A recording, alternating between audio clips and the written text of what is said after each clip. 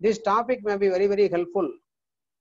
Hence, I have chosen to travel from first information report to the final report. First, you know all, first impression is the best impression. First impression is the best impression. முதல் கோணல் முற்றிலும் கோணல்.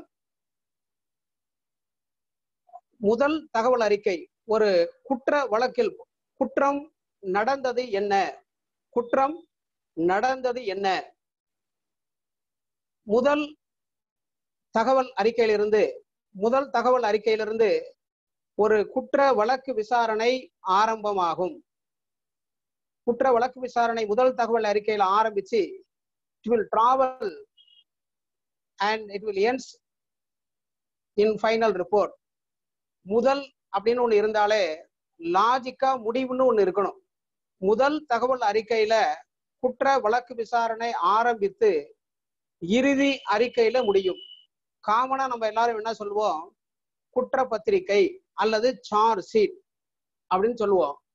Charge sheet is unknown to criminal law. It is only a final report. There are two types of cases. Offense எடுத்துக்கிட்டாலும் சரி,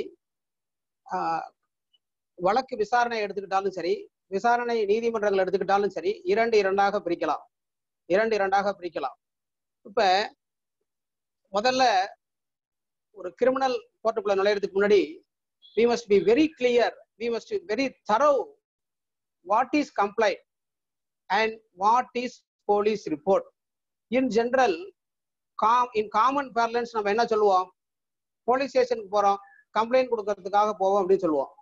நம்மள்ட்ட ஒரு client வருவாங்க, ஒரு கட்சிக்காரர் வருவார், வந்து ஒரு குற்றம் நடந்துருச்சு, ஒரு சிவில் கேஸ் நடந்துகிட்டு இருக்கு, அந்த இடங்களை பற்றிய டாக்குமெண்ட்டை ஃபோர்ஜரி பண்ணிட்டார், இல்ல தகராறு நடந்துச்சு வயல்ல, ஒரு காவல் நிலையத்துல போலீஸ் ஸ்டேஷன்ல கம்ப்ளைண்ட் கொடுக்கணும் அப்படின்னு சொல்லுவாங்க. ஸோ நான் கேள்வியின் மூலமாக நான் இந்த வகுப்பை துவங்குகிறேன். whether we can lodge a complaint before the police station or not. To know what is complaint and what is report. எல்லா சட்டங்களிலுமே வரையறை டெஃபினேஷன் கிளாஸ் செக்ஷன் 2ல இருக்கும். இப்ப குற்றவியல் வழக்குகள்ல முதல்ல நம்ம கம்ப்ளைண்ட் அப்படின்னா என்ன, போலீஸ் ரிப்போர்ட் அப்படின்னா என்னன்னு தெரிஞ்சுக்கணும். Complaint has been defined in section 2D of CRPC. Complaint has been defined in section 2D of CRPC. Complaint means any allegation made orally or in writing to a magistrate with a view to his taking action under this code that some person, whether known or unknown, has committed an offense but does not include a police report. I humbly request the learned members of the bar, I request the younger brothers and sisters to note and to the benchmark is, the key word in section 2D is but does not include a police report. So complaint அப்படிங்கிறது வேற, police report அப்படிங்கிறது வேற. அதனாலதான் அதுல சொல்றாங்க but does not include a police report. So நமக்கு police report அப்படின்னா என்னன்னு தெரிஞ்சாதான் கம்ப்ளைண்டையும் போலீஸ் ரிப்போர்ட்டையும் நம்மளால வேறுபடுத்தி பார்க்க முடியும். Police report has been defined in section 2R CRPC. Police report has been defined in section 2R CRPC. Police report means a report forwarded under subsection 2 of section 173. Police report means a report forwarded by a police officer to a magistrate under subsection 2 of section 173. கிராமத்துல ஒரு கதை சொல்லுவாங்க. ஊர்ல ஒரு பெரிய மந்திரவாதி இருந்தாரு. அவருடைய எல்லா சக்தியுமே ஒரு கிளியோட தலையில வச்சிருந்தாரு அப்படிம்பாங்க. அந்த கிளி எங்க இருக்கு, அந்த கிளியை பிடிச்சி தலையை திருவிட்டா மந்திரவாதியை கொன்னு பிளான் பண்ணாங்களாம். 7 கடல் தாண்டி 7 நாடு தாண்டி போங்க கிராமத்துல ஒரு கதை சொல்லுவாங்க. அது மாதிரி கம்ப்ளைண்ட் அப்படின்னு ஒன்னே ஒரு கேள்வி கேட்டோம். செக்ஷன் 2Dல என்ன சொன்னாங்க, but does not include A police report. இப்போ போலீஸ் ரிப்போர்ட்னா என்னன்னு செக்ஷன் 2Rல பார்த்தா 2R விடை கிடைக்கல. 2R நமக்கு விடை கிடைக்கல. போலீஸ் ரிப்போர்ட்னா 173 சப்கிளாஸ் 2 சிஆர்பிசில மேஜிஸ்ட்ரேட்டுக்கு ஃபார்வர்ட் பண்றதுதான் போலீஸ் ரிப்போர்ட்ங்கறாங்க. Let us see section 173(2). 173 subclass 2 லயாவது ஒரு முடிவு இருக்கான்னு பாப்போம். Please share 173 subclass 2. As soon as it is completed. அந்த சாப்டர்ல ஆரம்பிப்பாங்க. As soon as it is completed. It is means investigation. So as soon as investigation has been completed, police officer who is investigating the case has to forward a report to the magistrate having jurisdiction. பாருங்க, report of police officer on completion of investigation. Every investigation under this chapter shall be completed without unnecessary delay. Subclass 2. As soon as it is completed, it is referred in subclass 2 is investigation. As soon as it is completed, the officer in charge of the police station shall forward to a magistrate empowered to take cognizance of the offence on a police report. A report in the form prescribed by the state government stating the names of the parties, nature of the information, names of the person who appear to be acquainted with the circumstances of the case. Means what? Names of the witnesses and names of the parties accused. இது எல்லாத்தையும் சேர்ந்து final ரிப்போர்ட்ல investigation officer has to forward to the learned magistrate having jurisdiction. சரி, இப்ப as soon as it is completed னு சொல்லிட்டோம். As soon as it is completed, that is investigation. இப்ப what is meant by investigation அப்படின்னு ஒரு கேள்வி வரணும். What is meant by investigation அப்படின்னு ஒரு கேள்வி நியாயமா வரணும். வக்கீல்னா யார்? எதுக்கு எடுத்தாலும் கேள்வி கேட்டுட்டே இருக்கணும். We have to raise question by question unless and until we are clarified and the positions are well explained. Understand ஆகிற வரைக்கும் கேள்வி கேட்டுக்கிட்டே வரணும். பாருங்க, 2D ஆரம்பிச்சோம், அப்படியே டிராவல் பண்ணி 2Rக்கு போனோம், அப்படியே ஜம்ப் பண்ணி 173 சப்கிளாஸ் 2க்கு போனோம். பாருங்க, திருப்பி 2க்கு வர போறோம். As soon as it is completed அப்படின்னா it is meant by investigation சொன்னோம். அப்ப இன்வெஸ்டிகேஷன் அப்படின்னா என்ன? Investigation means collection of all evidence. Section 2H CRPC defines. Section 2H CRPC defines what is investigation. Investigation means collection of all evidence. Collection of all evidence. Please share 2H, sir. Investigation includes all the proceedings under this code for the collection of evidence conducted by a police officer or by any person other than a magistrate who is authorized by the magistrate in this behalf. இப்ப investigating officer for the purpose of this code collecting all the evidences. The process is known as investigation. முதல் தகவல் அறிக்கையை ஒரு பக்கம் வச்சுக்கோங்க, இறுதி அறிக்கைன்னு சொல்லக்கூடிய final ரிப்போர்ட்டை இன்னொரு பக்கம் வச்சுக்கோங்க. இந்த ஃபர்ஸ்ட் இன்ஃபர்மேஷன் ரிப்போர்ட்டுக்கும் ஃபைனல் ரிப்போர்ட்டுக்கும் இடையில இன்வெஸ்டிகேஷன் ஆபீசர் கலெக்ட் பண்ற எவிடன்ஸுக்கு பேரு, அந்த process is known as investigation. FIR போட்டாச்சு, இன்வெஸ்டிகேஷன் கமெண்ட்ஸ் ஆயிடுச்சு. இன்வெஸ்டிகேஷன் கமெண்ட்ஸ் ஆகி it will ends with final report. Section 173 subclass 2ல என்ன சொன்னாங்க? It has to be forwarded to a learned magistrate concerned having jurisdiction to take cognizance. Having jurisdiction to take cognizance. So இப்ப அடுத்து ஒரு கேள்வி வரணும், what is meant by taking cognizance? Whether it has been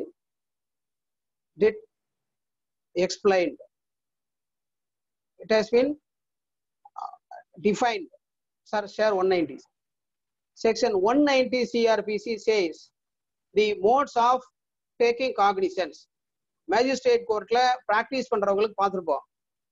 taken on file அப்படின்னு ஒரு குற்றப்பத்திரிகையில final ரிப்போர்ட்ல ஒரு seal இருக்கும், taken on file. Or complaint under 200 CRPC file பண்றப்ப டேக்கன் ஆன் ஃபைல் TOF அப்படின்னு ஒரு சீல் போட்டு மேஜிஸ்ட்ரேட் கையெழுத்து போட்டிருப்பார். That means taking cognizance, but the term taking cognizance has not been defined. What action of the learned magistrate would amounts to taking cognizance அப்படின்னு கேட்டா, the action of the learned magistrate, as soon as a learned magistrate is applying his judicial mind into the facts of the case and taking it means taking cognizance. Taking cognizance of offenses, நல்லா புரிஞ்சுக்கணும். Taking cognizance of offenses and not cognizance has not been taken against any person. Cognizance has not been taken against an offender. Cognizance has been taken cognizance of offenses only. So cognizance of offenses has been given in section 190 CRPC. What are the modes in taking cognizance has been given. Upon receiving a complaint of facts, which constitute such offense. B, upon a police report of such facts. Police report means report forwarded under section 173(2). ஏல சொல்றாங்க பாருங்க, upon receiving a complaint of facts which constitute such offense. So section 2D has to be read conjointly with section 200 CRPC. That is a complaint. Upon receiving a complaint of facts which constitute such offense. B, upon a police report of such facts. C, upon information received from any person other than a police officer or upon his own knowledge that such offense has been committed. இப்ப police officer அப்படின்னு இதுல சொல்லிருக்காங்க. Whether the term police officer has been defined or not அப்படின்னு கேட்டீங்கன்னா, the term police officer, who is a police officer, it has not been defined in CRPC. It is very useful when we read section 27 of Indian Evidence Act. ஒவ்வொரு சட்டப்பிரிவையும் இன்னொரு சட்டப்பிரிவு தொடர்புடைய சட்டப்பிரிவோட சேர்த்து வாசிக்கணும். அப்பதான் ஒரு ஒரு ஒரு நல்ல புரிதல் இருக்கும். இப்ப போலீஸ் ஸ்டேஷன்ல நான் சொன்னேன், போலீஸ் ஸ்டேஷன்ல கொடுக்கறதுக்கு பேரு is not a complaint, it is only a information. By this time let us read section 27 of Indian Evidence. How much of information received from accused may be proved, provided that when any fact is deposed to as discovered in consequence of information received from a person accused of any offense in the custody of a police officer. So section 27 layum police officer அப்படிங்கிற term has been used. இப்போ police ஆபீசர்னா யார் அப்படின்னு கேட்டா, police ஆபீசர்னா யார் அப்படின்னா, யாருக்கெல்லாம் செக்ஷன் 173 சப்கிளாஸ் 2 சிஆர்பிசில ஃபைனல் ரிப்போர்ட் ஃபார்வர்ட் பண்ற அதிகாரம் இருக்கிறோம், யாரெல்லாம் 173 சப்கிளாஸ் 2ல ஃபைனல் ரிப்போர்ட் தாக்கல் பண்றாங்களோ அவங்கெல்லாம் police officer. So customs officer, narcotic drugs officer are not police officer. Customs officer are not police officer. இப்ப let us see section 154. Section 154 deals with first information. Dear friends, kindly take a note of it. காவல் நிலையத்துல police ஸ்டேஷன்ல நம்ம கொடுக்கக்கூடியது complaint இல்லை, நம்ம கொடுக்கறதுக்கு பேரு first information. No doubt that information we are raising some complaint, we are complaining something, but definitely it does not amount to complaint. So இப்ப கம்ப்ளைண்ட்னா என்ன, போலீஸ் ரிப்போர்ட்னா என்ன அப்படிங்கிறதுக்கு ஜீவானந்தம் வெர்சஸ் ஸ்டேட் அப்படிங்கிற வழக்குல மெட்ராஸ் ஹைகோர்ட் மதுரை பெஞ்ச்ல honourable mister justice N Anand Venkatesh J has given a detailed judgment. Let us see later. So the first judgment from the Madras High Court is Jeevanandam case. Let us see what is FIR. Section 154, information in cognizable cases. ஒவ்வொரு சட்டப்பிரிவையும் படிக்கிறப்ப அந்த சாப்டரோட தலைப்பையும் செக்ஷனோட தலைப்பையும் சேர்த்து வாசிக்க வேண்டும். True interpretation of ஸ்டேட்யூட்ஸ் அப்பதான் கிடைக்கும். 2005 SEC கிரிமினல்ல Iqbal Singh versus Minerva அப்படிங்கிற வழக்குல செக்ஷன் 195 CRPC அண்ட் 340 CRPC பத்தி பேசுறப்ப constitutional bench judgment of the honourable supreme court, the verdict of honourable Madras high court was confirm by the honourable supreme court reported in 2005 SEC criminal Iqbal Singh versus Minerva. அந்த கேஸ்ல தான் சொல்லுவாங்க, ஒரு proper interpretation இருக்கணும் அப்படின்னா செக்ஷனுடைய தலைப்பையை சேர்த்து படிக்கணும். Information in cognizable cases, it is not a complaint, it is only an information in cognizable cases. இப்படி சொன்னோடனே ஒரு டவுட் வரும், sir whether first information report can be registered in a non-cognizable cases. ரைட்டுங்களா? First information report can be registered or not in a cognizable cases. Whether to register first information report, whether order of the learned magistrate is necessary or not, இது ஒரு doubt வரும். இப்ப இதுல ஆரம்பிக்கிறப்ப என்ன ஆரம்பிக்கிறாங்க பாருங்க, information in cognizable cases. So அப்ப information in cognisable கேசஸ்னா நமக்கு என்ன தெரியணும்? காக்னிசபிள் கேசஸ் அப்படின்னா என்ன? What is meant by cognizable cases? Cognizable cases and non-cognizable cases. நான் ஏற்கனவே சொன்ன மாதிரி 2ஆம் நம்பர் எனக்கு பிடிக்கும். வழக்குகளை 2 பிரிக்கலாம். Exclusively triable by court of session and triable by learned magistrate. Cognizable offense, non-cognizable offense, bailable offense, non-bailable offense, summons case, warrant case. அப்ப குற்றவியல் வழக்குகளை எல்லாத்தையும் 2 பிரிக்கலாம். பிரதர் 2C ஷேர் பண்ணுங்க. What is cognisable offence?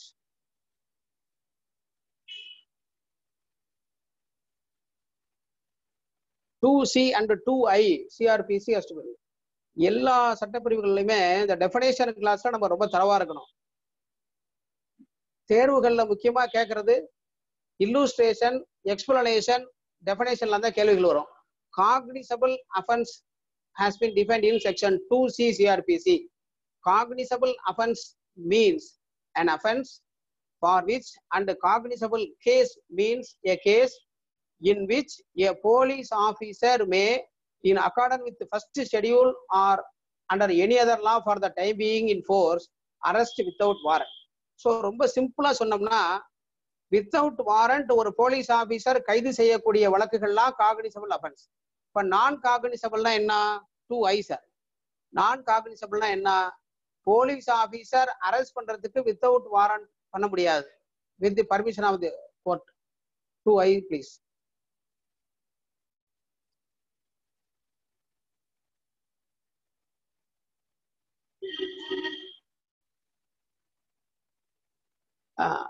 L2L. Non-cognizable offense means an offense for which, and non-cognizable case means a case in which a police officer has no authority to arrest without warrant. So ஒரு thinner difference என்ன cognizable offense-க்கும் non-cognizable offense-க்கும்? cognizable offense அப்படின்னா புலன் கொள்ளுதல். cognizable offense அப்படின்னா police officer warrant இல்லாம கைது பண்ணலாம். நான் காக்னிசபிள் அஃபென்ஸ்னா வாரண்ட் இல்லாமல் கைது செய்ய முடியாது. வாரண்ட் யார் இஷ்யூ பண்ணுவா? It has to be issued by the learned judicial magistrate or the judges. Please share 154. So குற்றம் நடந்தது என்ன?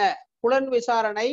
ஒரு குற்ற வழக்குகளில புலன் விசாரணை எதுல ஆரம்பிக்குதுன்னு கேட்டா, as soon as first information report, commonly known as FIR, has been registered, an investigation begins. Investigation starts from the very registration of FIR. From the very registration of FIR.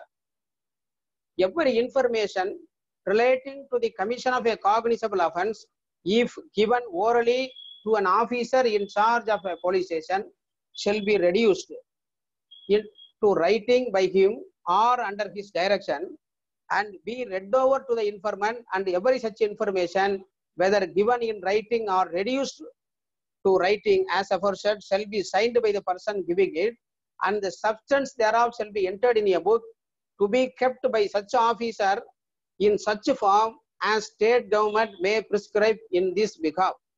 இப்ப செக்ஷன் 154ல என்ன சொல்றாங்க, எழுத்து மூலமாகவும் புகார் கொடுக்கலாம், வாய்மொழியாகவும் புகார் கொடுக்கலாம். நம்ம கொடுக்கக்கூடிய புகார் ஸ்டேட் கவர்மெண்ட் கொடுத்திருக்கிற பிரிஸ்கிரைப் பண்ணியிருக்கிற ஃபார்ம்ல அப்படியே எடுத்து எழுதுனாங்கன்னா கொடுத்திருக்கிற அந்த first information will become as first information report. அந்த ஃபர்ஸ்ட் இன்ஃபர்மேஷன் ரிப்போர்ட்ல காவல்துறை அதிகாரிக்கு, போலீஸ் ஆபீசருக்கு டிஸ்கிரிஷன் கிடையாது. ஓரலா சொல்றத has to be reduced into writing in the form prescribed by the state government. அது தகவல் முதல் தகவல் அறிக்கையாக மாறிவிடும். முதல் தகவல் அறிக்கை பதிவு செஞ்ச உடனே ஃப்ரீ ஆஃப் காஸ்ட் அந்த எஃப்ஐஆர் உடைய நகலை புகார்தாரருக்கு கொடுக்க வேண்டும். டிஃபேக்டோ கம்ப்ளைனன்ட் அப்படின்னு நம்ம சொல்லுவோம்.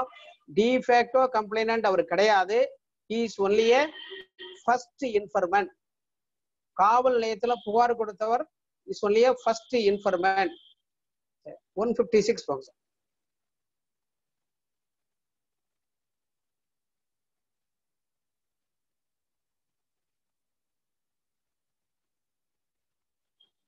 முதல் தகவல் அறிக்கை பதிவு செஞ்ச உடனே தான் ஒரு போலீஸ் ஆபீசருக்கு பவர் டு இன்வெஸ்டிகேஷன் வருது. 156 police officers power to investigate cognizable offense cases. Any officer in charge of a police station may, without the order of the magistrate, investigate any cognizable case which a court having jurisdiction over the local area within the limits of such station would have power to inquire into or try under the provisions of chapter 8. இப்ப முதல் தகவல் அறிக்கை பதிவு செஞ்ச உடனே எல்லா criminal கேஸ்லயும் நம்ம ஒண்ணு செய்வோம். எல்லா கிரிமினல் கேஸ்லயும் ஒண்ணு சொல்லுவோம், ஒரு argument. My lord, first information report has been forwarded belatedly. Sir, 157 please. First information report has been belatedly forwarded. There is a delay. So prosecution has to be rejected outright. Simultaneously படிச்சுக்கிட்டே போகணும். 157. Why the delay is fatal? ஏன் காவல்துறையினர் FIR கோர்ட்டுக்கு லேட்டா கொடுக்குறாங்க, அதனால நமக்கு என்ன நட்டம்? காவல்துறையினுடைய உயர் அதிகாரி கூப்பிட்டு கேட்கிறாரு, ஏன்ப்பா why there is a delay? ஒரு டிபார்ட்மெண்ட் ஆக்ஷன்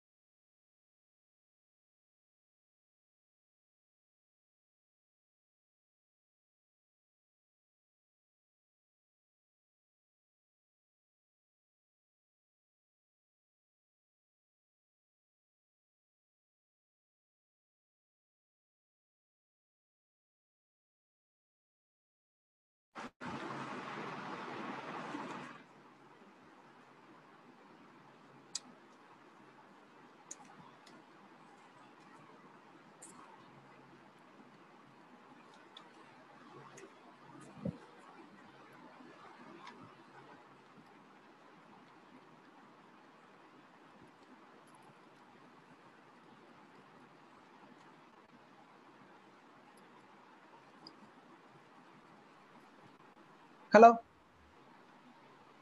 எஸ் சார் பேசுங்க சார், இப்போ கேட்குறேன் sir.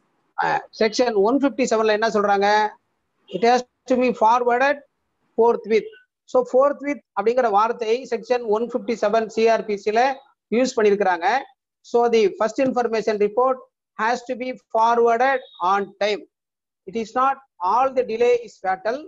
If the delay in forwarding the FIR is not explained, undue and unexplained delay alone is fatal to the prosecution.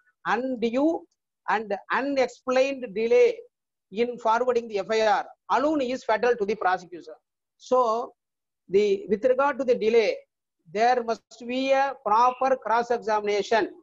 Unless there is a specific question regarding the travel of FIR, the accused will not get the benefit arising out of the delay. This has been settled by the Honorable Supreme Court. With regard to the delay, when the delay is fatal, What are all the documents to be forwarded to the court on time? Please refer 1990 Law Weekly Criminal, page 175. 1990 Law Weekly Criminal, page 175. Johnny and others versus State of Tamil Nadu, Division Bench of Madras High Court. Division Bench of Madras High Court. In this case, the Division Bench of Madras High Court has given a guidelines both to the investigating officer and to the subordinate judiciary. What are all the important documents to be forwarded on time?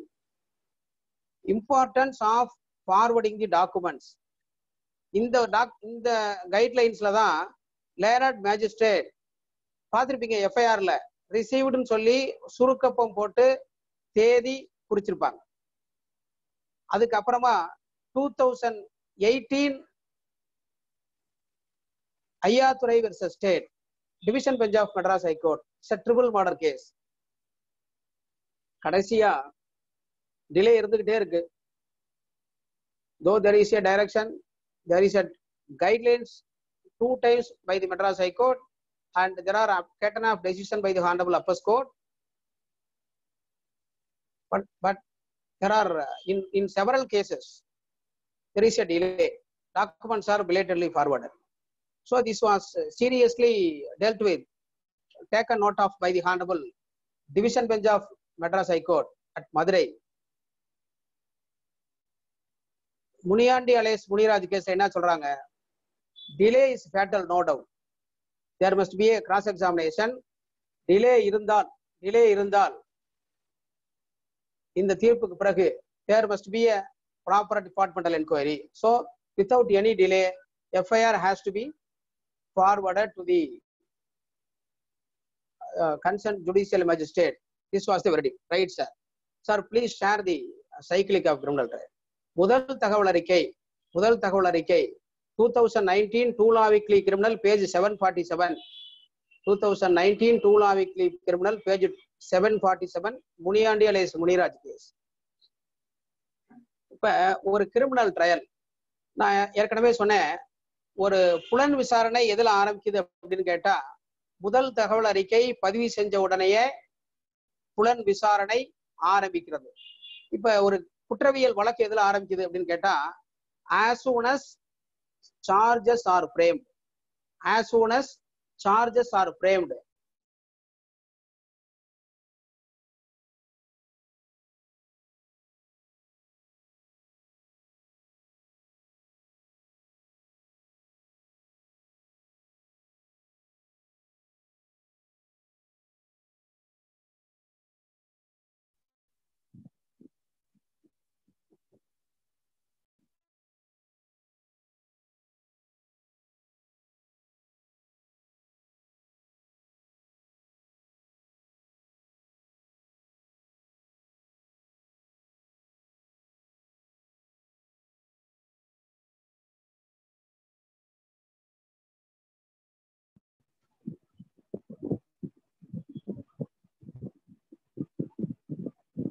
முதல் தகவல் அறிக்கை புலன் விசாரணை முடியுது.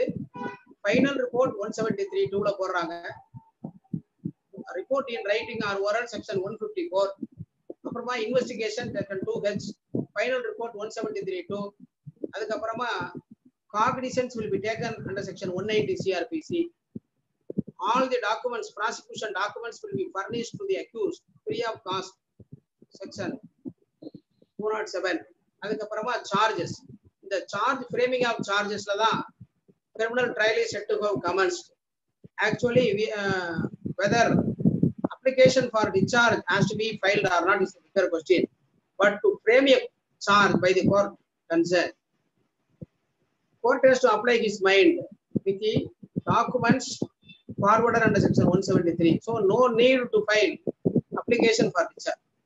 It is for the court to go through the final report and the documents submitted therewith to frame the charges. Then trial will commence.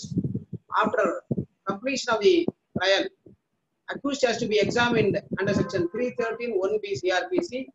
The questioning under section 313 1B CRPC is not an empty formality. all the incriminating evidences has to be put on to the notice of the accused. Thereafter, arguments will be heard and points for determination. Thereafter, judgment will come. This is the cycle of criminal crime. இப்ப முதல் தகவல் அறிக்கை பதிவு பண்ணியாச்சு. ஒரு we will let us take a case of 302 case of murder. இப்ப முதல் தகவல் அறிக்கையில ஒரு குறிப்பிட்ட இடத்துல குற்றம் நடந்ததாக சொல்லப்பட்டிருக்கிறது. சோ புலன் விசாரணை அதிகாரி அந்த இடத்துக்கு போகணும். இடத்துக்கு போன உடனே ஆப்சர்வேஷன் மகசர் அந்த இடத்துல என்னெல்லாம் இருக்குன்னு சொல்லி அப்சர்வ் பண்ணி investigating officer has to prepare an observation மகசர் பார்வை மகசர் அந்த இடத்துல இருக்கக்கூடிய சீன் ஆஃப் கிரைம்ல இருக்கக்கூடிய புலன் விசாரணைக்கு தேவைப்படக்கூடிய பொருள்களை சீஸ் பண்ணுவாங்க under a cover of seizure மகசர் அந்த இடத்துல இருக்கக்கூடிய சாட்சிகளை சம்பவம் பற்றி acquainted with the facts of the case விசாரிச்சு true statement of witness will be recorded under section 161 subclass 3 CRPC. Share 161 section 161 3 CRPC. 161 3 CRPC la statement of the accused will be recorded. Statement of the accused will be examination of witnesses by police. Any police officer making an investigation under this chapter or any police officer not below such rank as the state government may by general or special order prescribe in this regard. Acting on the requisition of such officer may examine orally any person supposed to be acquainted with the facts and circumstances of the case. If any person supposed to be acquainted with the facts and the circumstances of the case. இப்ப ஒரு இன்சிடென்ட்ல ஒரு சந்தேகம் கட்டாயம் வரணும். அதாவது என்னன்னா examination of witnesses by police இருக்கு இல்லையா, அந்த இடத்துல whether statement of an accused can be recorded by the police or whether police can record the statement from the witnesses or this is the question. So to answer this, let me read once again 161 subclass 1 CRPC. கடைசி வரி பாருங்க. May examine orally any person supposed to be acquainted with the facts and the circumstances of the case.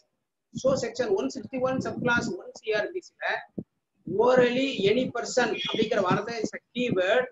So any person includes accused whose statement of an accused can also be recorded by the police. I am getting support from section 27 of Indian Evidence Act also. Section 27 of Indian Evidence Act என்ன சொல்வாங்க, whether it amounts to a confession or not, whether it amounts to confession or not. So confession or not அப்படினா confession or statement, confession or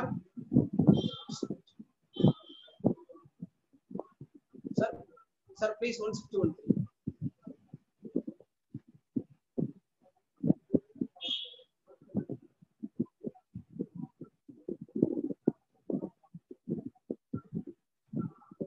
161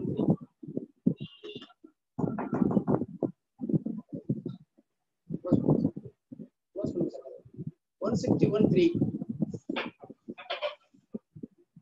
The police officer may reduce into writing any statement made to him in the course of an examination under this section, and if he does so, he shall make a separate and true record of the statement of each such person whose statement he records.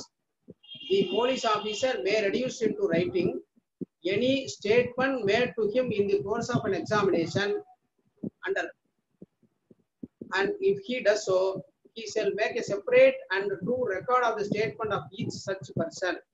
So police officer has to record the statement of witnesses, true statement. But amendment enna vandukna, provided that statement made under this subsection may also be recorded by audio and video electronic means. The Division Bench of Madras High Court has taken this issue, and many senior advocates and from many associations have addressed judgment has been awaited from the Honorable Madurai Punjab Madras High Court, and similar issue is also pending from the Honorable Supreme Court. If a 161 statement எழுதிறாங்க sir, 161 statement has been recorded by the police. Whether witness has to sign, section 162 is a part. Section 162 is 162.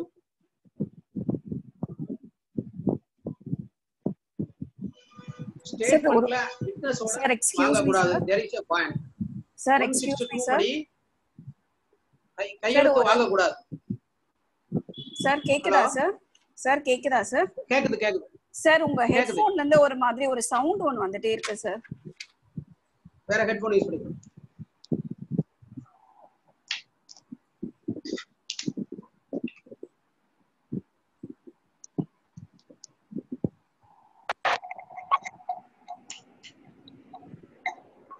ஃபேன குறைங்க sir. 162ல am I audible now? Yes sir, thank you sir.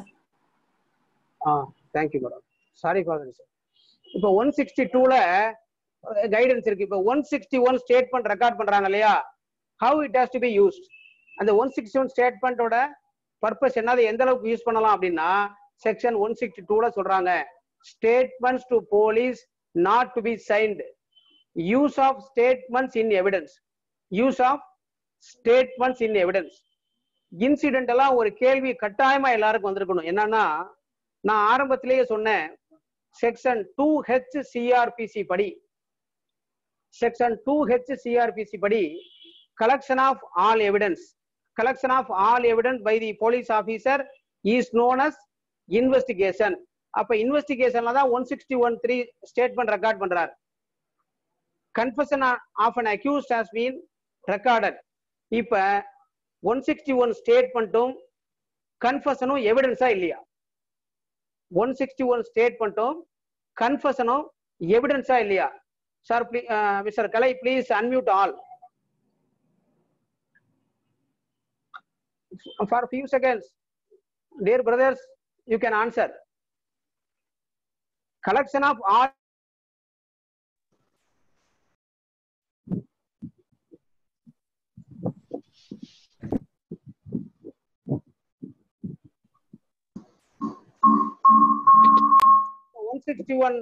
Statement எவிடன்ஸா எடுத்துக்கலாமா? Confession record பண்றாரு during investigation, whether confession is an evidence, கன்ஃபெஷனை எடுத்துக்கலாமா? ஒரு incident எல்லாம் இந்த கேள்வி வரும். ஐ ரிக்வெஸ்ட் மை டியர்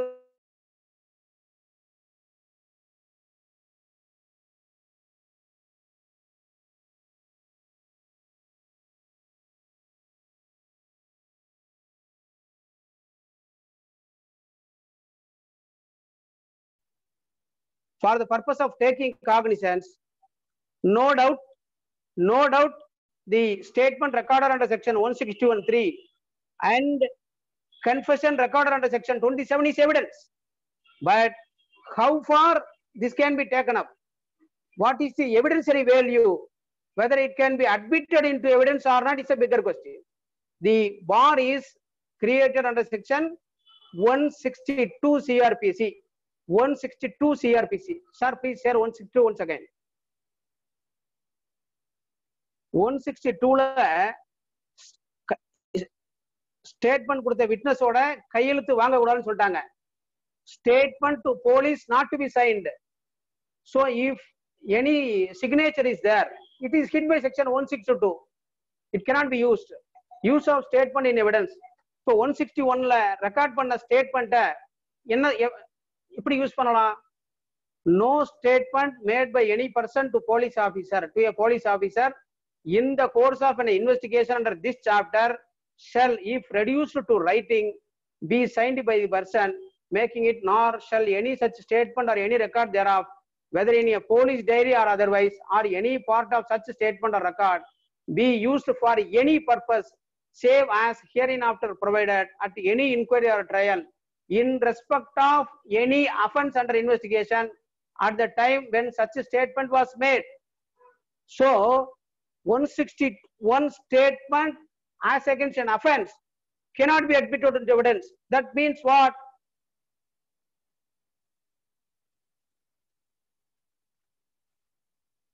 கான்ட்ரடிக்ஷனுக்கு மட்டும்தான் இந்த 161 ஸ்டேட்மெண்ட்டை யூஸ் பண்ண முடியும். இப்ப 162ல ஒன்லயே சொல்லிடுறாங்க, in respect of any offense under investigation at the time when such a statement was made. இப்ப my another question is இப்ப 161 ஸ்டேட்மெண்ட் ரெக்கார்ட் பண்ணிட்டாங்க. 161 ஸ்டேட்மெண்ட்டை எப்பெல்லாம் யூஸ் பண்ண முடியும்னா, சைன் பண்ண ஸ்டேட்மெண்ட்டை யூஸ் பண்ண முடியாது. ஸோ 161ல கையெழுத்து வாங்கக்கூடாது, கான்ட்ரடிக்ஷனுக்கு மட்டும்தான் யூஸ் பண்ண முடியும். இப்ப அனதர் டவுட், இப்ப இது கிரிமினல் கோர்ட்டுக்கு பொருந்தும், ரைட்? வெதர் சிவில் கோர்ட்ல ஒரு ஃபேக்ட ப்ரூவ் பண்றதுக்கு போலீஸ் ஆபீசரை விசாரிக்கலாமா? இந்த 161 ஸ்டேட்மெண்ட்டை யூஸ் பண்ணலாமா? Whether there is any bar. அடுத்த கேள்வி, whether there is any bar for the writ court to rely upon the statement recorded by the police officer under section 161(3). My answer is the bar created under section 162 CRPC is only for a criminal trial,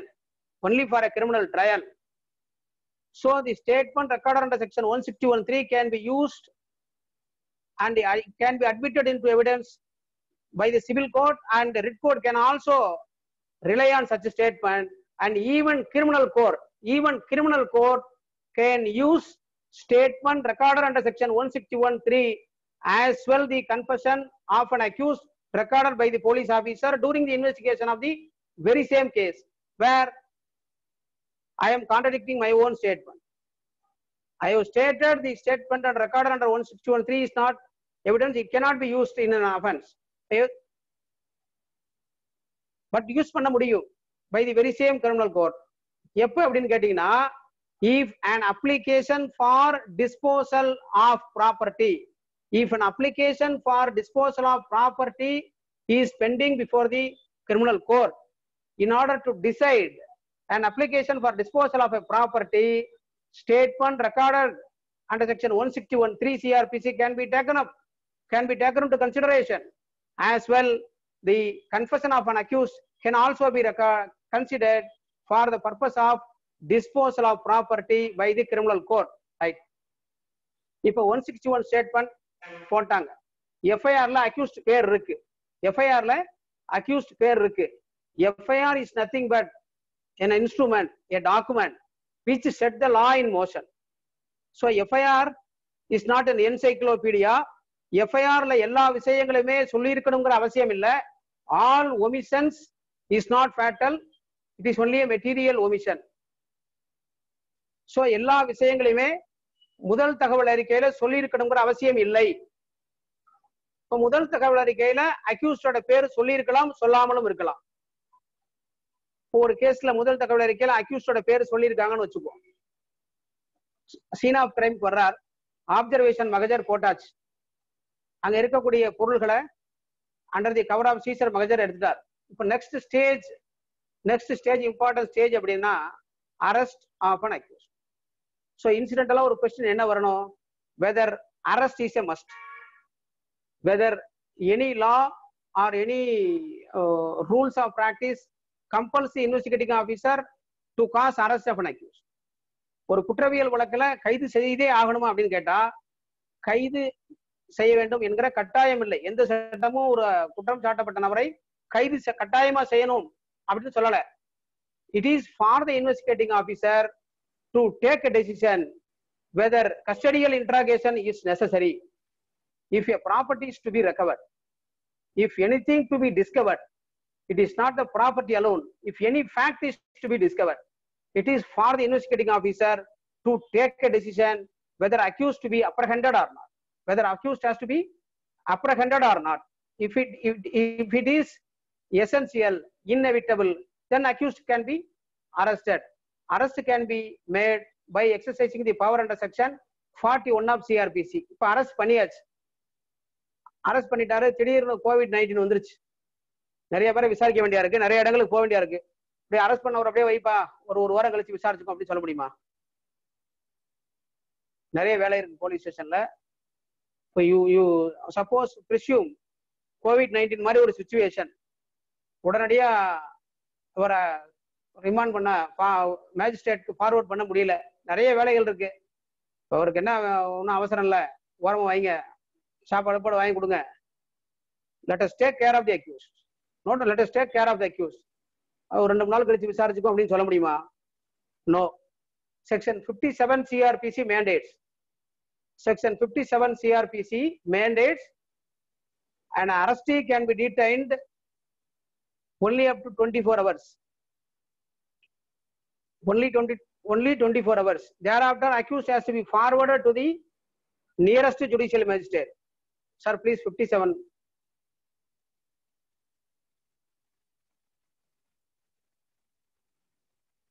Person arrested not to be detained more than 24 hours. No police officer shall detain in custody of a person arrested without warrant for a longer period than under all the circumstances of the case is reasonable, and such period shall not, in the absence of a special order of a magistrate under section 167, exceed 24 hours exclusive of the time necessary for the journey from the place of arrest to the magistrate court. So the travel time தவிர, journey time தவிர 24 hours குள்ள an accused has to be forwarded to the learned magistrate. இப்போ இன்சிடென்டலா magistrate கோர்ட்டுக்கு forward பண்றோம், magistrate என்ன பண்ணுவாங்க? accused will be taken into judicial custody. He will be remanded to judicial custody. So இப்போ இந்த whole Code of Criminal Procedure 1973 ல the investigation, the intention of the legislation என்னன்னு சொல்லி கேட்டீங்கன்னா, investigation should have been completed within a period of 24 hours.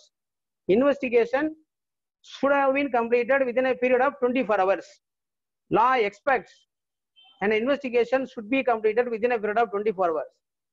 If unable to complete the investigation within a period of 24 hours, then accused has to be forwarded to the learned magistrate for custody. He will be taken into judicial custody.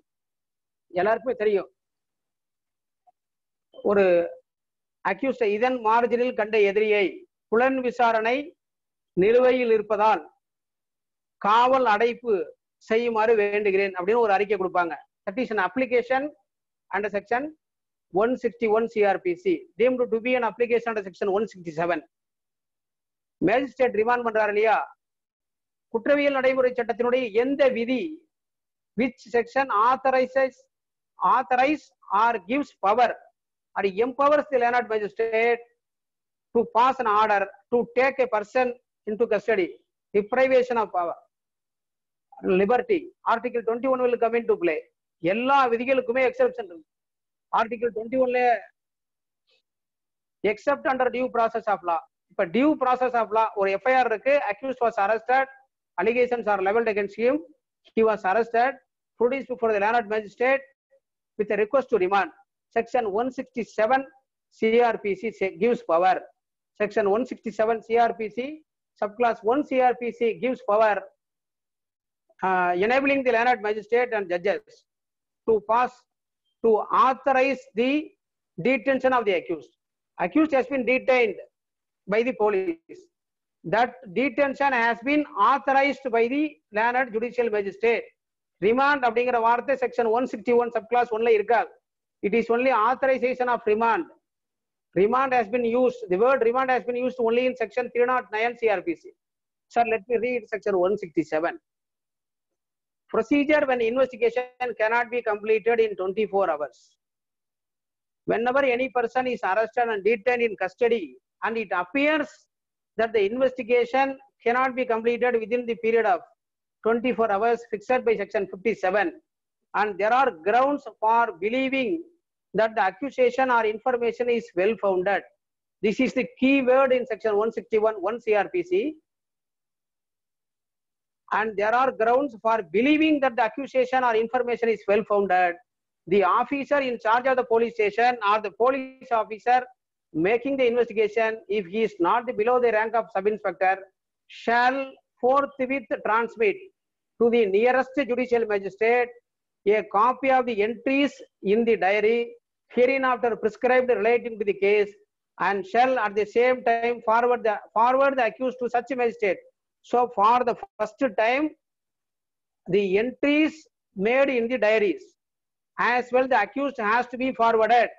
For the first time, accused has to be forwarded to the learned magistrate to cause the remand. அப்படி இல்லைன்னா புது criminal rules of practice படி, if accused is in danger, he is taking treatment in the hospital, if an accused is unable to move அப்படின்னா there must be an application and the learned magistrate has to verify in the hospital and remand has to be passed, and there must be a communication to the jail authorities, so there shall be an entry in the jail. So if he is convicted in future to avail the benefit under 428, so this what section the new criminal rules of practice says. So section according to section 167, it is only authorization of detention by the learned judicial magistrate. To cause the authorization of detention at the hands of the learned magistrate has to verify whether accusation or informations are well founded. There cannot be any mechanical remand. There must be a application of mind. No doubt, the order taking the accused into a judicial custody would amount to taking cognizance. So as soon as learned magistrate is applying judicial mind, he is said to have taken cognizance. So only on application of mind, learned magistrate can pass the order of remand, and no mechanical remand can be passed. So to come to a conclusion whether which offense is made out, the learned magistrate has to verify the allegations, and it can be verified through the entries made in the diary also. So accused has been remanded to custody now. First information report registered. Statement of witnesses has been recorded under 161, and accused was arrested with the help of section 41 within 24 hours as mandated under section 57. Accused was forwarded to the learned magistrate.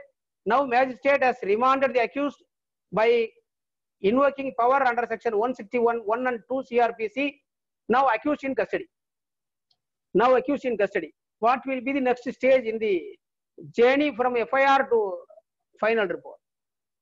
As soon as custody is made, accused is entitled for bail, we can file an application for bail. So immediately, what are all the classifications getting? Bailable offense, non-bailable offense, bailable offense, non-bailable offense, and offenses exclusively triable by court of session. Offenses exclusively triable by court of session. Incidentally, ஒரு சந்தேகம் வரணும் என்னன்னு கேட்டா, bailable offense-ல bail is must. There is no discretion is left with the learned magistrate to reject. Accused has to be released on bail, or the officer, police officer has to grant bail. Magistrate என்ன discretion இருக்க முடியும் bailable offense-ல அப்படின்னு கேட்டீங்கன்னா, எவ்வளவு bond, amount of bond and number of sureties மட்டும்தான் left with the learned magistrate, discretion of the magistrate. Rasiklal versus state, AR 2009 Supreme Court சொல்லியிருக்காங்க bailable offense. இப்போ bailable offense-ல bail is automatic, bail is mandatory. இப்போ non bailable offense-ல learned magistrate can grant bail. Exclusive power of the learned magistrate by the power of the court of session and the Honorable High Court. Section 439. Section 437 speaks about power of the learned magistrate in granting bail in a non-bailable offense. Section 438 CRPC speaks about pre-arrest bail or anticipatory bail. இப்போ என்னோட கேள்வி என்னன்னா, offense is exclusively triable by court of session. இப்போ offense exclusively triable by court of session-ல whether learned magistrate can grant bail, whether learned magistrate can grant bail அப்படின்னு கேட்டீங்கன்னா, yes, offense is exclusively tried by the court of session, but not regarding the bail. 2001 SEC criminal page 674. 2005 MLJ criminal page 85. Decided by Madurai Bench of Madras High Court. Punyamurthy and others. 2005 MLJ criminal page 85. So, capital punishment or life sentence illada valakkukalil learned magistrate can grant bail even though the offences are exclusively triable by the court of session. All right. If a bail in bailable offence, bail has been granted, sir. Bail has been granted. Directing the accused, sir, slide may be removed. Bail has been granted, directing the accused to produce only one surety for 500 rupees. One surety for 500 rupees. Surety has not been produced for a week. For a week from the date of arrest. From the date of arrest. So what the explanation and the proviso to section 436 1 CRPC says, if an accused has not furnished bail within a period of 1 week, he must be presumed to be an indigent person. He must be presumed to be an indigent person, and he shall be discharged without sureties on his own bond. ஒரு வாரத்துக்குள்ள சூரிட்டிஸ் produce பண்ண முடியலன்னா such officer or court, section 436 ல பாருங்க, provided that such officer or court, if he is or it thinks fit, may and shall, if such a person is indigent person and is unable to furnish surety instead of taking bail from such a person, discharge him on his executing a bond without sureties for his appearance as hereinafter provided. Explanation: where a person is unable to give bail within a week of the date of his arrest. So எதுல இந்த ஒரு வாரம் calculate பண்ணனும்? Not after the arrest, within a week of the date of his arrest. கைது செஞ்சதுல இருந்து ஒரு வாரத்துக்குள்ள if he is unable to give bail, that means he unable to furnish sureties, it shall be a sufficient ground for the officer or the court to presume that he is an indigent person for the purposes of this proviso. For the purposes of this proviso. So within a period, within a 1 week, if no surety has been produced, we have to presume. யார் presume பண்ணிக்கணும்? ரெண்டு பேரை சொல்றாங்க proviso classல. Such officer or court, provided that such officer or court. இப்ப proviso clause-ல such officer னு சொல்லிருக்காங்க இல்லையா? Who is such officer? 436 subclass 1 படிச்சோம்னா தெரியும். When any person other than a person accused of a non-bailable offence is arrested or detained without a warrant by an officer in charge of a police station. So 436 1ல என்ன சொல்றாங்க? Detained without warrant by an officer in charge of a police station. அடுத்து என்ன சொல்றாங்க? Provided such officer. So the proviso clause-ல such officer னு சொல்லியிருக்கிற such officer would be a police officer who arrested the accused, who detained the accused. இப்ப according to my submission, according to my view, I have authored an article also. This proviso and the explanation to section 436 is directly in conflict with section 57 of CRPC. Section 57 என்ன சொல்லுது? Within a period of 24 hours, accused has to be forwarded. இல்லையா? 24 hours மேல வச்சிருந்தா it will become an illegal custody. இதுல proviso என்ன சொல்லுது? ஒரு வாரம் வரைக்கும், ஒரு வாரம் கழிச்சு surety produce பண்ணலனா such officer or court can presume that an accused is an indigent person. For 24 hours குள்ளக accused judicial magistrate forward பண்ணிரோம். Judicial magistrate remand கொடுத்துறார். Immediate after the order, that is the judicial pronouncement, judicial order, such officer, police officer எப்படி presume பண்ண முடியும்? police officer அப்பனா magistrate remand பண்ணதுக்கு அப்புறமா ஒரு வாரம் கழிச்சு surety கொடுக்கலன்னு தெரிஞ்சு ஏற்கனவே ஒரு bail order இருக்கும் magistrate, ஒரு வாரத்துல surety produce பண்ணல. Whether police officer, such officer can grant bail by getting one bond? Definitely Definitely no. So this proviso is directly conflicting with section 57 of CRPC. This is my submission. Yes, yes, sir. If a bailable offense, non-bailable offense, anticipatory bail or pre-arrest bail, and the exclusive power of the Court of Session and the Honorable High Court in grant of bail. So bail அப்படின்னு வந்துட்டாலே என்ன வரும்? Right of victim. Victim right பத்தி நிறைய பேசுறோம். Victims நிறைய பேர் audio is disturbing னு போடுறீங்க. I am unable to, I am not sound in technology. I confess I am not sound in technology, so I am unable to do that anything. My respectful submission is victims right பத்தி பேசுறோம். Development of victimology வந்துருச்சு. So இப்போ ஒருத்தர் he wants to file an application for cancellation of bail in a bail granted by the landed magistrate in a bailable offense. What are all the provisions available under the Code of Criminal Procedure 1973 insofar as cancellation of bail is concerned? There are two provisions speaks about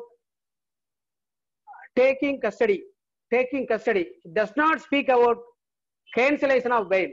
Section 437 subclass 5. Section 437 subclass 5 and 439 subclass 2 CRPC speaks about arrest of the accused and taking him into custody. Dear co-host, please share 437 subclass 5 and 439 too. Though directly not speaking regarding the cancellation of bail, though the word cancellation of bail has not been coined, but it speaks about cancellation of bail. Sir, 437 5.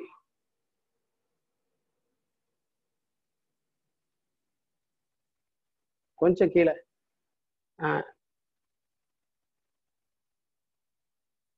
Heading படிச்சுட்டு கீழே வரலாம் sir. 437 heading. 437ல when bail may be taken in a case of non bailable offense, பிணையில் விடக்கூடாத குற்றங்களில் எப்பொழுது பிணை விடலாம், இதான் section 437ல. Section 437 when bail may be taken in case of non bailable offense, பிணையில் விடக்கூடாத குற்றங்களில் எப்பொழுது பிணை விடலாம்.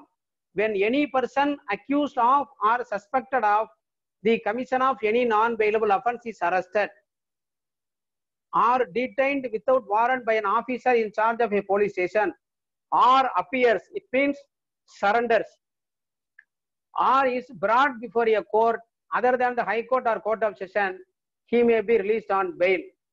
437 subclass 1 speaks about non bailable offense. Sir, அப்படியே 5 வாங்க sir.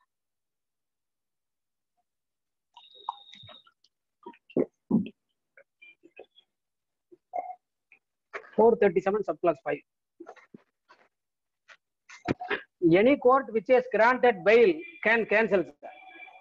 Any court which has granted bail can cancel. Any court which has released a person on bail under subsection 1 or subsection 2.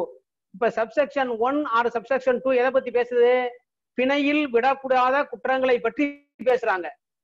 437 subclass 1 subclass 2ல பிணையில் விடக்கூடாத குற்றங்களில் எந்த சூழ்நிலையில் பிணை விடலாம் அப்படின்னு section 437 1 மற்றும் 2ல சொல்றாங்க. இப்ப 5ல என்ன சொல்றாங்க? உட்பிரிவு 5ல any court which has released a person on bail under subsection 1 or subsection 2 may, if it considers it necessary so to do, direct that such person be arrested and commit him to custody. Be arrested and commit him to custody means what? ஏற்கனவே கைது செஞ்சாச்சு sir. ஏற்கனவே குற்றம் சாட்டப்பட்ட நபரை கைது செஞ்சு காவல் அடைப்புக்கு உட்படுத்தியாச்சு, ரிமாண்டட் டு ஜுடிஷியல் கஸ்டடி. நீதிமன்றம் பிணை வழங்கிட்டாங்க, பெயில் வாஸ் கிராண்டட். இப்ப செக்ஷன் 5 என்ன சொல்றாங்க? சச் பர்சன் பெயில் சப்கிளாஸ் 1 அல்லது 2ல விட்டவரை எப்ப B arrested and commit him to custody. எப்போ ஒருத்தரை பிணையில் விட்டவரை எப்ப கைது செய்ய முடியும், திருப்பி கஸ்டடிக்கு போக முடியும்? ஏற்கனவே விட்ட பிணை ரத்து செஞ்சால் ஒழிய திரும்பி கைது செய்தது வராது. ஒரே வழக்குல 2 தடவை கைது செய்ய முடியாது. Article 21 of Constitution will come into play. Then the such arrest will be declared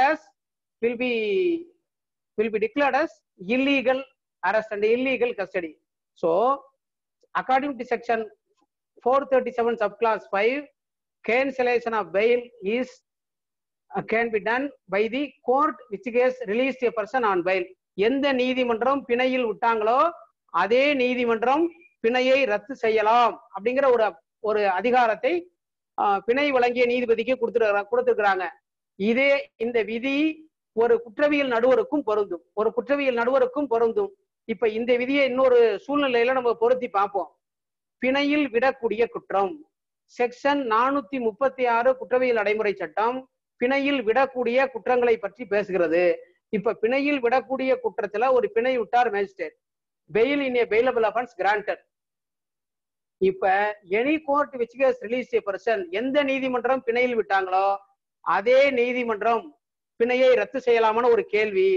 இப்ப நான் பெயிலபிள் அஃபென்ஸ்ல இப்படி ஒரு ப்ரொவிஷன் வச்சிருக்காங்க. என்ன ப்ரொவிஷன் வச்சிருக்காங்க? ஏற்கனவே சப்கிளாஸ் 1 மற்றும் 2ல பிணையில் விட்டால் if it considers necessary, காரணங்கள் இருந்தால் be arrested and commit him to custody அப்படிங்கிற வார்த்தையை வச்சிருக்கிறாங்க. இந்த ப்ரொவிஷன் தான் லேர்னட் மேஜிஸ்ட்ரேட்டுக்கு பிணையை ரத்து செய்யக்கூடிய அதிகாரத்தை வழங்குகிறது. இப்ப இதே மாதிரி இதற்கு இணையான ஒரு உட்பிரிவு செக்ஷன் 436ல இருக்கான்னு பார்த்தா இல்லை. அப்படின்னா என்ன அர்த்தம்? மேஜிஸ்ட்ரேட் நான் பெயிலபிள் அஃபென்ஸ்ல பெயில் விட்டா கேன்சல் பண்ணலாம். ஆனா பெயிலபிள் அஃபென்ஸ்ல பெயில் கொடுத்தா கேன்சல் பண்ண அதிகாரம் அவருக்கு இல்லை. அதுக்காக பெயிலபிள் அஃபென்ஸ்ல பெயில கேன்சலே பண்ண முடியாது அப்படின்னு அர்த்தம் கிடையாது. மேஜிஸ்ட்ரேட்டுக்கு கிடையாது. It is a casus omission. Article 21 to be read conjointly. இப்ப சரிங்க சார், இப்ப bail in bailable offence magistrate cancel பண்ண முடியாதுன்னு சொல்லிட்டீங்க. அப்படின்னா அந்த பெயில கேன்சலே பண்ண முடியாதா? ஒரு accused granted bail, he is misusing the liberty. இப்ப யாரதான் பண்ண முடியும்? ஹைகோர்ட் சுப்ரீம் கோர்ட்டுக்கு போலாமா அப்படின்னு கேட்டா section 436 439 subclass 2 speaks about. Section 439 subclass 2ல என்ன சொல்றாங்க? Any person granted bail under this chapter, so bail அப்படிங்கிற சாப்டர்ல பிணை வழங்கியிருந்தா 439ல என்ன சொல்றாங்க பாருங்க, special powers of high court or court of session regarding bail. A high court or court of session may direct that any person accused of an offense in custody be released on bail. This is the exclusive power to session may direct any person, keyword, who has been released on bail under this chapter. The keyword, please underline the benchmark, under this chapter be arrested and commit him to custody, equivalent to the section 437(5). அதே word coin பண்ணிருக்காங்க perimeteria. A high court or court of session may direct that any person who has been released on bail under this chapter be arrested and commit him to custody. So 436ல bail வாங்கியிருந்தாலும் சரி, 437ல bail வாங்கியிருந்தாலும் சரி, 438ல pre arrest fail வாங்கியிருந்தாலும் சரி, அல்லது 439ல fail வாங்கியிருந்தாலும் சரி, all the bail orders are liable to be cancelled by exercising the power under section 439 subclass 2 by the Honorable High Court as well by the Court of Session. So only there is no appeal provision has been there. Because special powers of High Court or Court of Session regarding bail has been given. Special powers to the Honorable High Court and Court of Session have been given in the code itself. Right, sir? இப்ப FIR போட்டாச்சு, arrest பண்ணியாச்சு, statement record பண்ணியாச்சு, அப்படியே வர்றோம். bail has been granted and thereafter bail has been cancelled. ஒரு பாதி கிணறு தாண்டி இருக்கும். we have traveled nearly 40 to 50%. இன்னும் கொஞ்சம் டிராவல் பாக்கி இருக்கு to the final report, to reach the final report.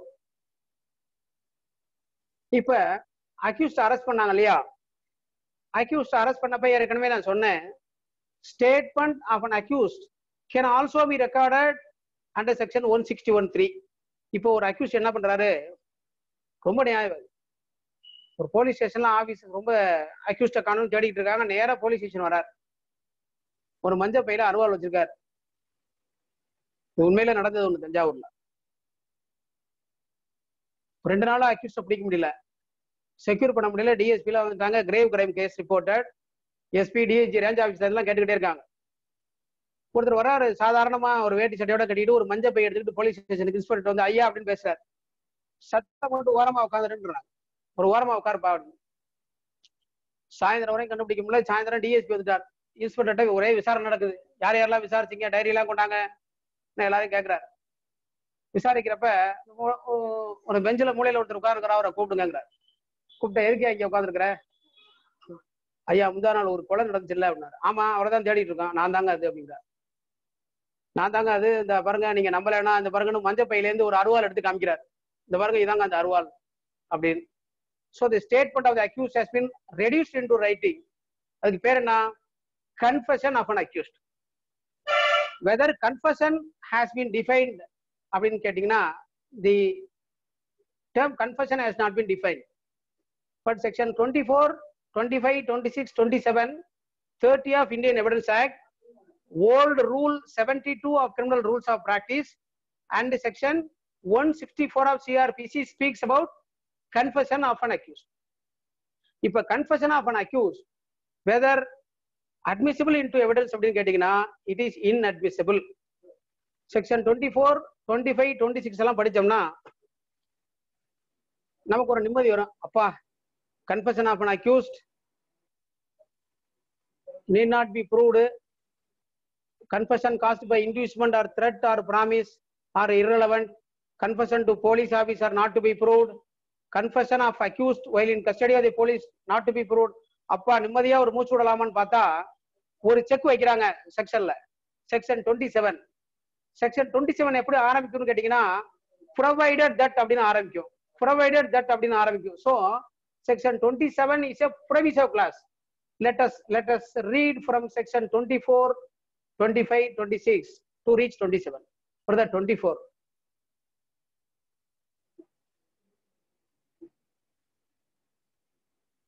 Sir, section 24, please.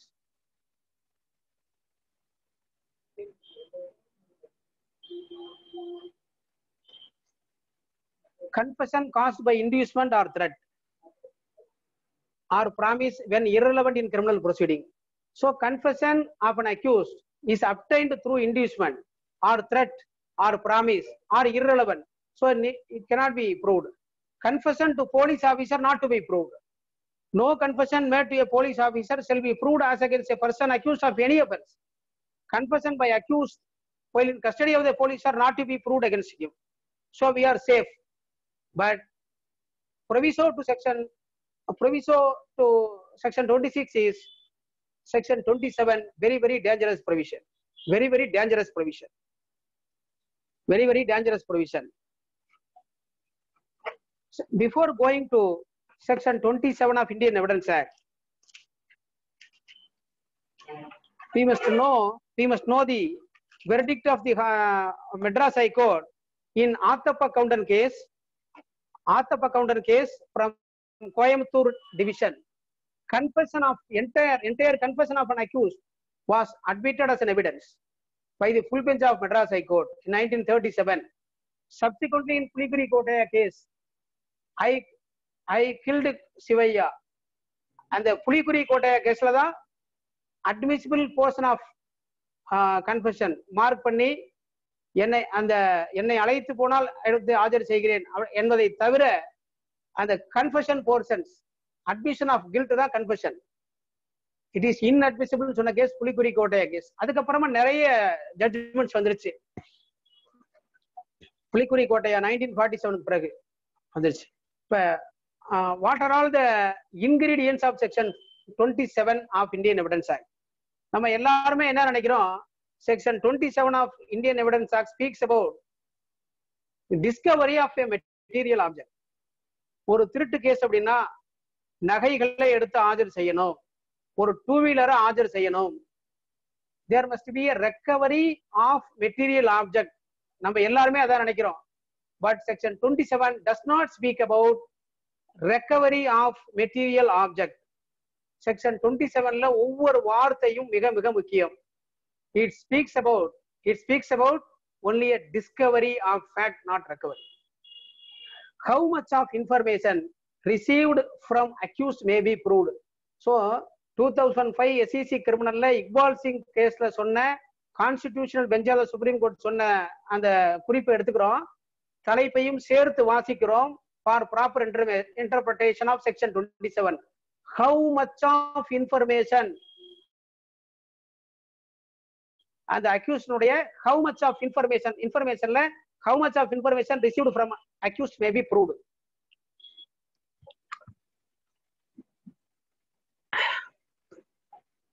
provided that when any fact is deposed.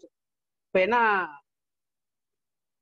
முக்கியம் keyword, when any fact is deposed to as discovered in consequence of information received from a person accused of any offense in the custody of a police officer, so much of such information, whether it amounts to a confession or not, as relates distinctly to the fact thereby discovered, may be proved.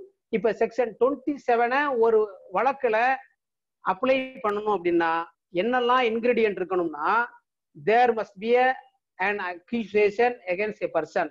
so accused of any offense, அவர் ஒரு there must be an accusation and he must be in the custody of a police officer. நல்லா ஞாபகம் வச்சுக்கோங்க my dear younger brothers and sisters. செக்ஷன் 27ல என்ன சொல்லியிருக்கிறாங்க, in the custody of a police officer, underline பண்ணுங்க sir, in the custody of a police officer. Arrest அப்படிங்கிற வார்த்தை பயன்படுத்தப்படவில்லை. அரஸ்ட் என்பதற்கும் கஸ்டடி என்பதற்கும் வேறுபாடு உண்டு.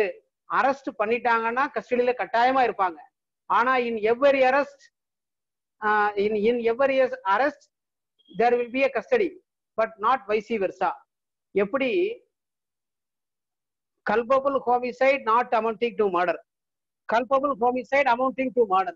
ஒரு மர்டருக்குள்ள culpable homicide இருக்கும், ஆனா எல்லா culpable homicideடும் மர்டர் கிடையாது. அதே மாதிரி அரஸ்டுக்குள்ள கஸ்டடி உண்டு, கஸ்டடி எடுத்துருவாங்க, பட் கஸ்டடியில அரஸ்ட் கிடையாது. there must be accusation of any offense, he must be in custody of the police officer. அப்ப police officer னா யாரு? police officer term has not been defined. person who is having right to file final report under section 173(2) is the police officer. so much of such information and the accused ஒரு information கொடுக்கணும், whether it amounts to a confession or not. ஒப்புதல் வாக்குமூலமாகவும் இருக்கலாம், ஒப்புதல் உரையாகவும் இருக்கலாம், அல்லது வாக்குமூலமாகவும் இருக்கலாம். ஒப்புதல் வாக்குமூலம்னு சொல்லக்கூடாது. எல்லா காவலர்களும் என்ன எழுதுவாங்க, ஒப்புதல் வாக்குமூலம். ஒண்ணு ஒப்புதல் உரை கன்ஃபெஷனா இருக்கணும், இல்லைன்னா ஸ்டேட்மெண்டா இருக்கணும். ரெண்டுமா இருக்க முடியாது. ஒப்புதல் உரை கன்ஃபெஷன், ஸ்டேட்மெண்ட் வாக்குமூலம். whether it amounts to a confession or not, as relates, அதாவது வழக்குக்கு தொடர்புடைய இருக்கணும். ஒரு கேஸ்ல ஒரு ஆய்வாளர் விசாரிச்சுட்டே இருக்கார், ஒரு செல்போன் எடுத்து ஒருத்தர் கொடுக்குறாரு. ஏப்பா கொலை பண்ணதுக்கு செல்போனுக்கு என்ன சம்மந்தம் இருக்கு? சார் என்னட்ட இருக்கிறத கொடுக்குறேங்கிறார். whether this discovery is admissible? no. why? it has no relation to the case on hand, as relates distinctly to the fact thereby discovered. distinctly அப்படின்னா என்ன? புலன் விசாரணை அதிகாரி ஏற்கனவே புலனாய்வு செஞ்சு தெரிஞ்சு வச்சுக்கிற விஷயங்களை அல்லாமல் தனியான விஷயங்களை டிஸ்டிங்க்டா ப்ரூவ் பண்ணணும். டிஸ்டிங்க்டா ப்ரூவ் பண்ணணும். இன்ஃபர்மேஷன் மட்டும்தான் இன்ஃபர்மேஷன் இருக்கணும், whether it amounts to confession or not. distinctly proved. N Banu versus state கேஸ்ல சொல்லிருப்பாங்க. இப்ப confession of co-accused. confession of co-accused speaks section 30 of Indian Evidence Act speaks about confession of co-accused. confession of co-accused confession எடுத்துக்கணும் அப்படின்னா எல்லா அக்யூஸ்டுமே joint ட்ரையல்ல இருக்கணும். there must be tried jointly. Consideration of proved confession affecting person making it and others jointly under trial for same offense. When more persons than one are being tried jointly for the same offense and a confession made by one of such persons affecting himself and some other of such person is proved, the court may take into consideration of such confession as against such other person as well as against person who makes such confession. So confession கொடுத்தவருக்கு against it is admissible leading to discovery of fact இருந்தா, as against co-accused க்கு it is a very weak piece of evidence. To apply section 30 of Indian Evidence Act, there must be all the accused must be tried jointly. Sir என்னோட ஸ்லைட்ல இருக்குல்ல sir section 27 பத்தி இருக்கும்.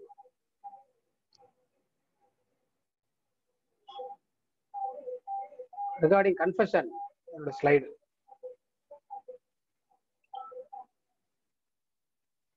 இப்போ section 27 of Indian Evidence Act. How much of information from an accused can be proved na? Accused must be in custody of the police officer. There must be an information whether confession or not. 3, leading to discovery of fact. This must be distinctly proved. Need not be a discovery of material object. Accused need not be under arrest, custody of the police officer. Discovery must be related to the case on hand. அப்படியே section 27 ஓட ஒரு we will let us make a full stop. I have skipped from registration of FIR. I have discussed first information. If given to the police officer, whether oral or in writing, it has to be reduced into writing in the form prescribed by the government. Then it will become a first information report. My brothers may raise a question, sir. I have given a information to the SHO. No doubt making out a cognizable case. Sir, slide 4. But police has not registered a case. What are the courses adopted available for me? This will be the question. In case of FIR not registered.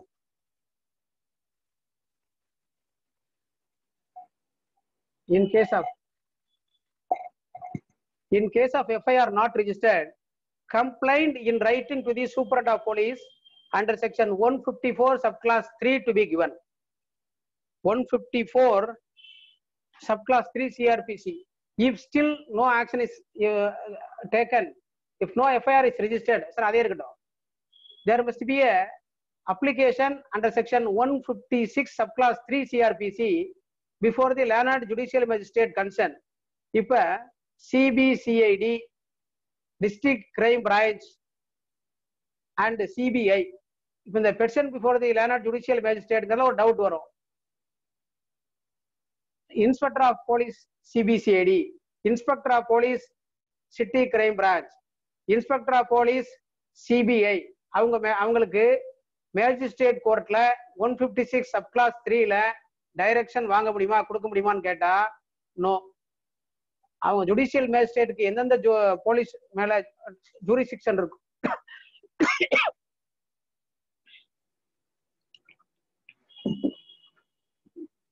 அவங்கள தவிர வேற யாருக்கும் 156 subclass 3ல learned magistrate direction கொடுக்க முடியாது. இப்ப police SHOல ஒரு complaint கொடுக்குறோம், no action. Superintendent of போலீஸ்க்கு இன் ரைட்டிங் ரிஜிஸ்டர்ட் போஸ்ட்ல 154(3) கொடுக்குறோம், நோ ஆக்ஷன். மேஜிஸ்ட்ரேட் கோர்ட்ல 156(3) CRPCல ஒரு அப்ளிகேஷன் கொடுத்தோம். Magistrate also directed the police to register FIR, but FIR was not registered. What is the next course adopted available? இந்த மூணையும் அந்த alternative ரெமெடியை பூரா எக்ஸாஸ்ட் பண்ணிட்டா an application under section 482 CRPC is maintainable before the Honorable High Court, and writ petition also is maintainable under 226 of Constitution of India. 2018 volume 4 MLJ criminal page 513, 2013 3 MW criminal page 321, directa, we cannot move the Honorable High Court immediate after the giving complaint to the police for a direction to register FIR. முதல் தகவல் அறிக்கை பதிவு பண்ணுங்கன்னு ஒரு புகார போலீஸ்ல கொடுக்குறோம், நடவடிக்கையே எடுக்கல. உடனடியா உயர்நீதிமன்றத்துல செக்ஷன் 482 சிஆர்பிஸ்ல ஒரு மனு கொடுக்கலாமான்னா முடியாது. ஆல்டர்னேட்டிவ் ரெமடியா ரிஜிஸ்டர்ட் போஸ்ட்ல எஸ்பிக்கு ஒரு மனு போட்டுட்டு அப்படியும் நடவடிக்கை எடுக்கலன்னா நீதித்துறை நடுவர் நீதிமன்றத்துல செக்ஷன் 156(3) சிஆர்பிஸ்ல டைரக்ஷன் அப்ளிகேஷன் கொடுத்து அதுக்கப்புறமும் எஃப்ஐஆர் போடலைன்னா மட்டும்தான், only after exhausting all these remedies available under the act, we can move the Honorable High Court under section 482 CRPC settled by the Division Bench of Madras High Court.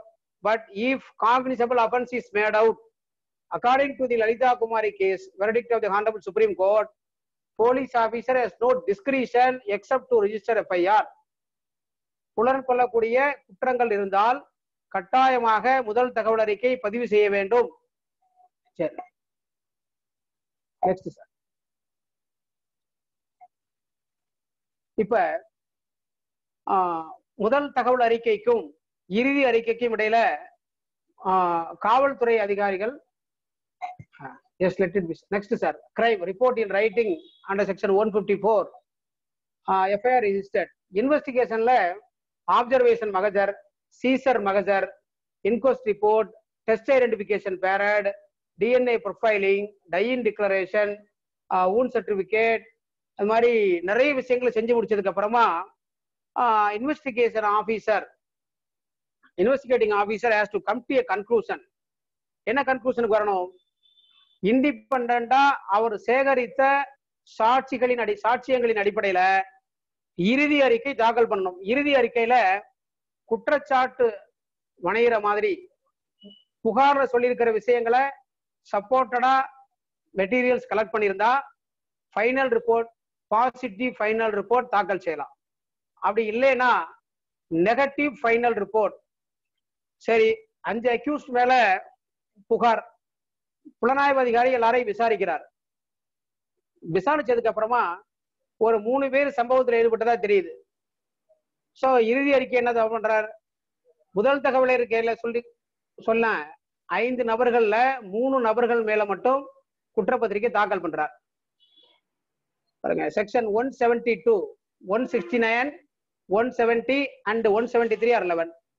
If upon an investigation under this chapter it appears to the officer in charge of the police station that there is not sufficient evidence or reasonable ground of suspicion to justify the forwarding of the accused to the magistrate, such officer shall, if such a person is in custody, release him on executing a bond with or without sureties, as such officer may direct to appear if and when so required before a magistrate empowered to take cognizance of the offence on a police report and to try the accused or commit him for trial. Section 170 CRPC cases to be sent to magistrate when evidence is sufficient. If upon an investigation under this chapter it appears to the officer in charge of the police station that there is sufficient evidence or reasonable ground as aforesaid, such officer shall forward the accused under custody to the magistrate empowered to take cognizance. இப்ப investigating officer collect பண்ண எவிடன்ஸை வச்சு he is coming to the conclusion to file final report making all the person as accused. So it is known as positive final report. முழுமையா accused மேல எந்த விதமான குற்றமும் இல்லை அப்படின்னு சொல்லி நெகட்டிவ் ஃபைனல் ரிப்போர்ட் தாக்கல் பண்ணலாம். பகுதியான positive final report, partial positive ரிப்போர்ட்டும் தாக்கல் பண்ணலாம். இப்ப final report under section 173 subclass 2 சிஆர்பிசில final report can be forwarded to the learned magistrate. இப்ப ஃபைனல் ரிப்போர்ட் தாக்கல் பண்ணிட்டார் sir. Final report has been filed. Whether learned judicial magistrate is duty bound to agree with the finding arrived at by the investigating officer. முதல் தகவல் அறிக்கையில ஒரு allegation இருக்கோ, ஏற்கனவே சொன்ன மாதிரி முதல் தகவல் அறிக்கையில எல்லா விவரங்களையும் சொல்லணுங்கிற அவசியம் இல்லை. முதல் தகவல் அறிக்கை FIR is not an encyclopedia. சப்சிக்வெண்டா மெட்டீரியல்ஸ் எல்லாம் கலெக்ட் பண்றார். கலெக்ட் பண்ணி ஒரு முதல் தகவல் அறிக்கை தாக்கல் பண்றார். முதல் தகவல் இறுதி அறிக்கை தாக்கல் பண்றார். அப்ப அந்த இறுதி அறிக்கையில என்னெல்லாம் இருக்கணும், இறுதி அறிக்கையில என்னெல்லாம் இருக்கணும்னா positive final report, negative final report, partial positive final report 3 வகையாக பிரிக்கலாம். இப்ப பாசிட்டிவ் ஃபைனல் ரிப்போர்ட் தாக்கல் பண்ணா என்ன பண்ணலாம் அப்படின்னா, learned magistrate has to take cognizance of offences independently இறுதி அறிக்கையில சொல்லப்பட்ட விவரங்களை படிச்சு பார்த்து materials available on record forwarded under section 173 CRPC. ஏதாவது ஒரு அக்யூஸ்ட் ஒமிட் பண்ணியிருந்தா, இன்வெஸ்டிகேட்டிங் ஆஃபீஸர் ஒமிட் பண்ணியிருந்தா அவர் மேல புலன் கொள்வதற்கு, காக்னிசன்ஸ் எடுக்கிறதற்கு காரணங்கள் இருந்தா புலன் விசாரணை அதிகாரி விட்டு போன எதிரிகள் மேலையும் மேஜிஸ்ட்ரேட் 173ல நெகட்டிவ் ஃபைனல் ரிப்போர்ட்டோ ஒரு பார்சியல் ஃபைனல் ரிப்போர்ட்லயோ காக்னிசன்ஸ் எடுக்க முடியும். அதாவது புலன் விசாரணை அதிகாரியினுடைய முடிவை குற்றவியல் நடுவர் அல்லது ஜட்ஜ் ஏற்றுக்கொள்ளணுங்கிற அவசியம் இல்லை. Judicial magistrate has to apply his own judicial mind into the facts of the case and has to take cognizance. இப்ப நெகட்டிவ் ஃபைனல் ரிப்போர்ட் வந்துருச்சுன்னு வச்சுக்கோமே, இப்ப ஜுடிஷியல் மேஜிஸ்ட்ரேட் என்ன பண்ண முடியும், அப்படியே நெகட்டிவ் ஃபைனல் ரிப்போர்ட்டை அக்செப்டட் அப்படின்னு போட்டு ஃபைல்ல வச்சுக்கலாமான்னு கேட்டா நோ. பகவான் சிங் கேஸுக்கு அப்புறமா லேர்னட் ஜுடிஷியல் மேஜிஸ்ட்ரேட் CRPCல எந்த இடத்துலையும் நெகட்டிவ் ஃபைனல் ரிப்போர்ட் வந்தா ஃபர்ஸ்ட் இன்ஃபர்மெண்ட்டுக்கு அல்லது விக்டிம்க்கு நோட்டீஸ் அனுப்பணும், ப்ரொட்டஸ்ட் பெட்டிஷன் ஃபைல் பண்ணி விசாரணை நடத்தணும்னு சொல்லல. ஆனா பகவான் சிங் கேஸ்ல சொன்ன தீர்ப்புக்கு அப்புறமா it is mandatory and duty of the learned magistrate to sent notice. Very recently rule 26 has been coined, framed in criminal rules of practice 2019. So now the learned judicial magistrate has duty bound to send notice to the first informant and victim before accepting the negative or positive partial positive final report. The de facto complainant has to be permitted to file protest application. For latest Supreme Court சொன்ன தீர்ப்புல அந்த protest application file பண்றோம் இல்லையா, that application வெறுமனே இந்த investigating ஆபீசரோட முடிவை தவறு அப்படிங்கிற மாதிரி மட்டும் இருந்தால் செக்ஷன் 200 CRPCல காக்னிசன்ஸ் எடுக்க முடியாது. சோ ப்ரொடெஸ்ட் அப்ளிகேஷன் எப்படி இருக்கணும்னா, கம்ப்ளைண்ட் 200 CRPCல எப்படி ஒரு கம்ப்ளைண்ட் தாக்கல் பண்ணுவோமா அந்த அளவுக்கு ப்ரொடெஸ்ட் அப்ளிகேஷன் இருக்கணும். Learned magistrate can take cognisance and proceed under section 200 CRPC 173. Sir இதுக்கு முன்னாடி உள்ள slide sir.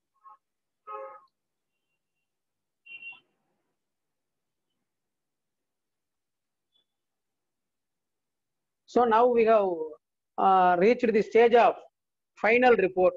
First information report ல இருந்து வந்துட்டோம். இப்ப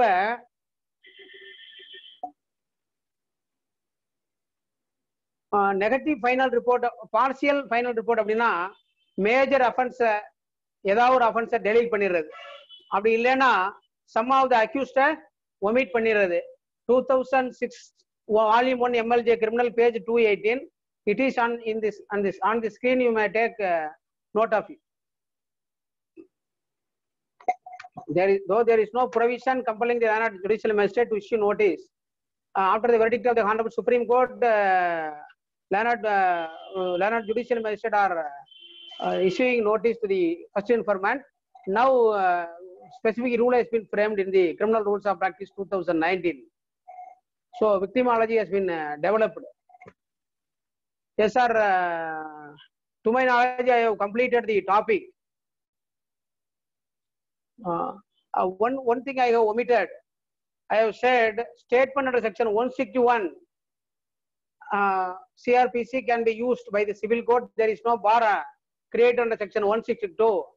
There is a judgment by Division Bench of Madras High Court in Dr.